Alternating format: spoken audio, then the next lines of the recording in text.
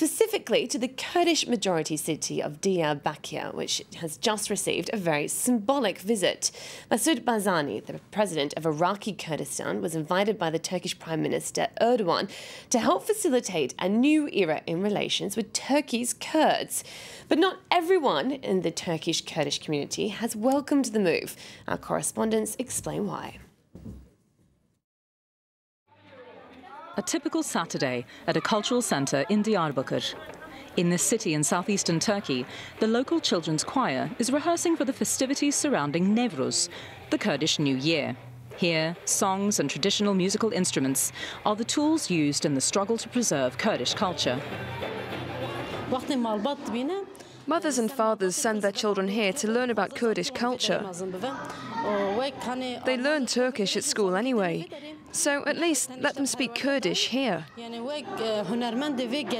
For many years, Kurdish was a forbidden language in Turkey. These parents want Kurdish to be taught at government schools, something that the authorities do not yet allow. The families fear that one day the Kurdish language may well disappear. I speak to him in Kurdish, but he insists on answering in Turkish. I bring him here to improve his Kurdish, to learn his mother tongue. Today, however, the city of Diyarbakir has other things on its mind. A historic visit by Turkish Prime Minister Erdogan, accompanied by a distinguished guest, the president of Iraqi Kurdistan, Massoud Barzani. Previously seen as a thorn in the side of Ankara, the Kurdish leader is welcomed with pomp and circumstance after his 21 years' absence. He is now here to call for an end to the armed conflict that has cost 45,000 lives. War is not the answer. It benefits no one. Long live the Turkish-Kurdish brotherhood. We promised to quell the tears of mothers and fathers, to stop these youths from dying.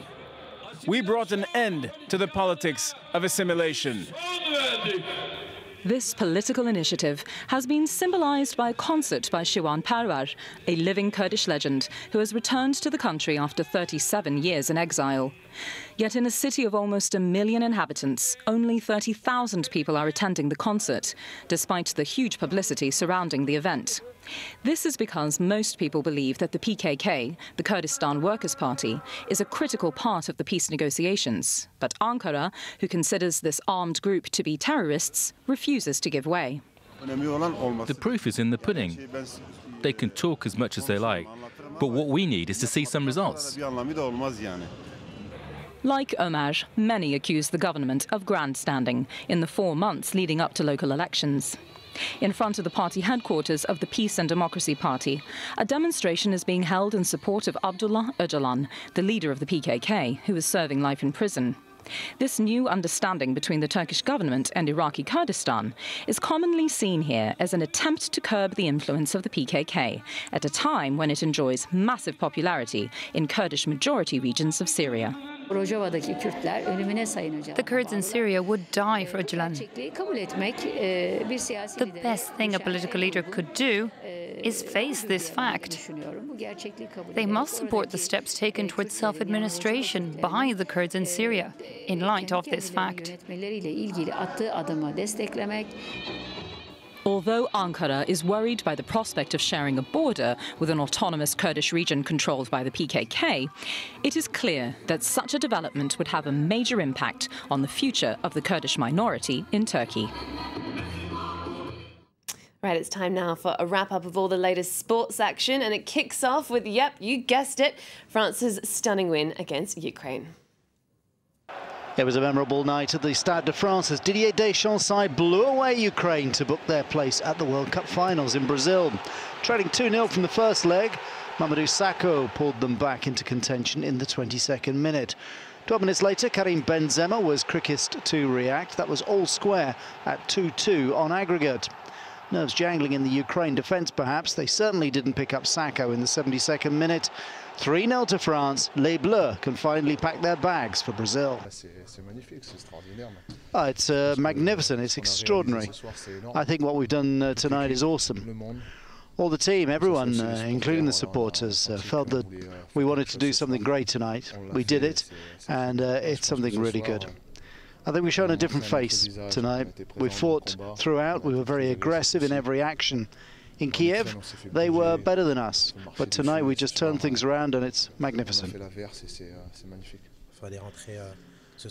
Tonight we needed to step onto the pitch as aggressively as possible, which was done by everybody. The 11 players, the 14, the 24, even 80,000 people were mentally prepared for a night like this. France will be at the World Cup and that's fabulous. A Cristiano Ronaldo hat-trick enabled Portugal to come from behind in Sweden to book their place at next year's World Cup finals. Trailing 1-0 from the first leg, Sweden were in the ascendancy when Zlatan Ibrahimovic scored his second of the night to put them 2-1 up. 3 minutes later, though, Ronaldo levelled with his second of the night. And 11 minutes from time, the Real Madrid winger secured his side's passage with a terrific solo effort, his third of the night to make it 3-2 to Portugal in Solno, 4-2 over the two legs. Everybody wants to play the World Cup, no doubt. But at the same time, I'm realistic in saying Portugal is a better team than Sweden, absolutely. I think we did it fantastic good. We had opportunities, yes. At the end, they were the better team. Maybe we were a little bit over-ambitious at times, but at the same time, at that time, we were on fire and they were struggling, so it's hard to hold back. And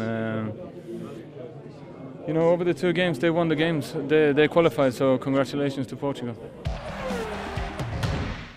Croatia qualified for Brazil with a 2-0 aggregate win over Iceland in an action-packed return leg in Zagreb. Goalless after the first leg in Reykjavik, Croatia made the breakthrough in the 27th minute with a simple finish by Mario Mandzukic. But 9 minutes later, the Bayern striker was shown a straight red for this vicious studs-up lunge on Johan Gudmundsson. Dario Serna settled Croatia's nerves 2 minutes into the second half, catching Hannes Halldórsson off guard. And that was enough to put Croatia on the plane for Rio. Greece are through to their second successive World Cup after drawing in Romania. Kostas Mitroglou scored twice in their 3-1 win in the home leg, and the Olympiacos striker added another one here after 23 minutes, beating the offside trap to fire past Cyprian Tatarusanu. His fifth of the campaign, 4-1 to Greece on aggregate. Romania thrown a lifeline with a bizarre Vasili Torosidi's own goal 10 minutes into the second half, but Greece held firm to confirm their place in the finals.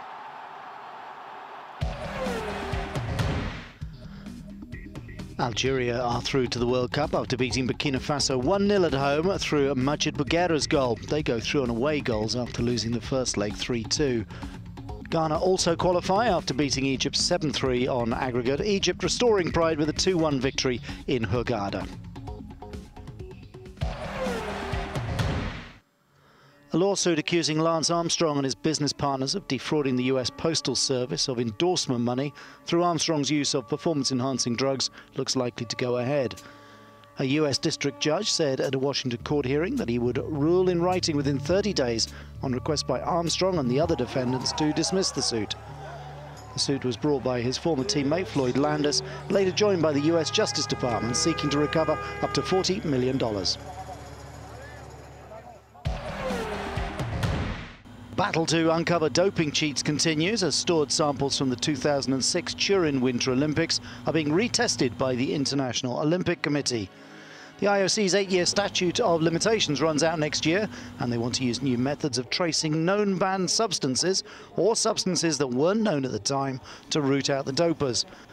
But the IOC said the retests weren't connected to a German state television report about 2 doping labs finding hundreds of positive samples using new test methods.